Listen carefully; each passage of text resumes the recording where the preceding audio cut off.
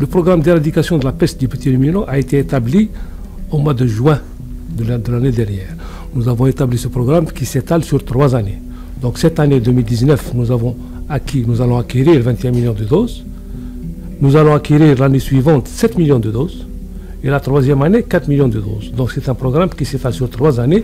Et chaque année, on va prendre la vaccination des petits animaux qui ont été ratés l'année précédente. Donc à la 3e année, tout le cheptel sera vacciné. Vous savez, la fièvre afteuse, depuis 2014, chaque année, nous vivons un épisode de fièvre afteuse. Depuis 2014, 2015, 2017 et maintenant 2018. Mais c'est-à-dire ce qui est positif, un peu entre guillemets positif, les analyses qu'on a effectuées. C'est des cas isolés? Non, par rapport aux analyses qu'on a effectuées, nous avons été rassurés sur le même virus. On n'a pas eu une intrusion d'un autre virus. Donc quand la fièvre afteuse est apparue sur le bovin, nous avons acquis 2 millions de doses qu'on a utilisées pour circonscrire et vacciner tout le cheptel bovin. Après cette vaccination, nous avons un stock de vaccins qui était disponible. Dès l'apparition des premiers foyers de fièvre afteuse chez les petits ruminants, nous avons mobilisé ce vaccin pour vacciner autour des foyers de fièvre afteuse qui sont apparus dans les quelques wilayas. Et nous continuons toujours à vacciner actuellement contre la fièvre afteuse au niveau des zones touchées. Le vaccin est disponible? Les traitements sont disponibles? Le vaccin est disponible. Il faut qu'on explique que le vaccin, ce n'est pas un traitement. Le vaccin, c'est une prévention. Pour éclairer un peu l'opinion, pour éclairer un peu tout le monde, on vaccine contre la peste du petit ruminant dans toutes les wilayas du pays. Même les wilayas qui ne sont pas touchés par la peste du petit ruminant, on va vacciner contre la peste du petit ruminant. Justement, c'est pour ne pas avoir cette maladie. C'est un vaccin. La même chose, la fièvre afteuse. On vaccine autour des foyers pour que le virus ne puisse pas sortir et quitter les foyers qui sont contaminés. Le vaccin, c'est une prévention, c'est une barrière sanitaire. Au vaccin de la peste du petit ruminant. Le vaccin qui a été acquis par l'Algérie, c'est un vaccin qui a été contrôlé par un laboratoire homologué par la FAO et l'OIE. C'est des autorités sanitaires internationales qui ont validé ce vaccin. Donc sur le plan qualité, il n'y a aucun souci pour ça. Sur le plan vaccination, que ce soit la peste du petit ruminant, que ce soit la fièvre afteuse, le vaccin est pris en charge par l'État. L'éleveur ne paye rien du tout. La fièvre afteuse qui est de 2 millions de doses, ils sont également aux alentours de 400 millions de dinars. Vous allez acquérir 2 millions ou 1 million de doses déjà acquis pour la fièvre afteuse? Le 1 million de doses qu'on a déjà utilisé, c'est un reliquat du stock de 2 millions de doses qu'on a utilisé dans la campagne précédente. Nous avons un autre marché qu'on a conclu pour l'acquisition de 2 millions de doses et on a reçu hier la première quota de 500 000 doses. Donc le programme a été arrêté.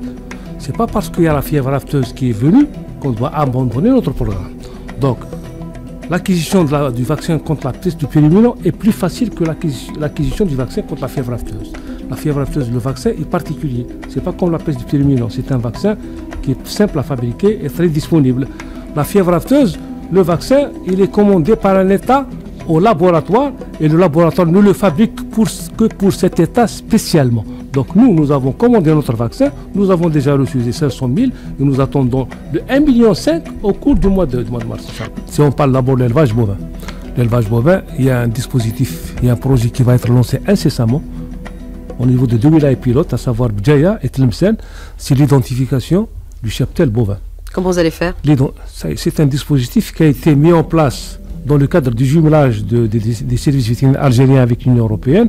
Donc, l'identification de l'animal qui va rentrer dans une base de données avec un numéro de boucle, avec l'identification du propriétaire. Cet animal, une fois qu'il rentre dans le système, il est suivi, quelle que soit sa destination, jusqu'à ce que le jour où est-ce qu'il arrive à l'abattoir. Donc, dès qu'on touche à cet animal, on fait un prélèvement, on le déplace, il a une maladie, c'est indiqué dans le système.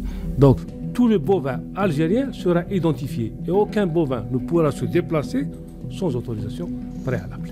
Le mandat sanitaire, on le donne au vétérinaire privé. Le fonctionnaire, il encadre l'opération, il surveille. Il met en place, le vaccin. Le mandat sanitaire est établi par un décret exécutif et qui détermine les modalités. Donc, on donne notre pouvoir qui est à nous, le sanitaire c'est nous. On donne notre mandat à un praticien. On lui dit, tenez le mandat, faites-le à ma place. Et l'État vous paye. Mais combien sont mobilisés pour cette opération de vaccination? Nous avons estimé une mobilisation approximative de 3 000 vétérinaires. ne serait-ce que pour créer l'ordre des vétérinaires. C'est un projet de loi modifiant et compléter la loi 88 qui est actuellement au niveau de l'Assemblée populaire nationale, qui est en phase finale. Mais je vous dis que c'est que le chantier de revoir la loi 88 dans son fond pour la mettre à jour par rapport aux données de la médecine vétérinaire, aux données de la science par rapport à notre époque, le chantier est ouvert. On doit concerter tout le monde. Tout le monde doit mettre la main à la pâte.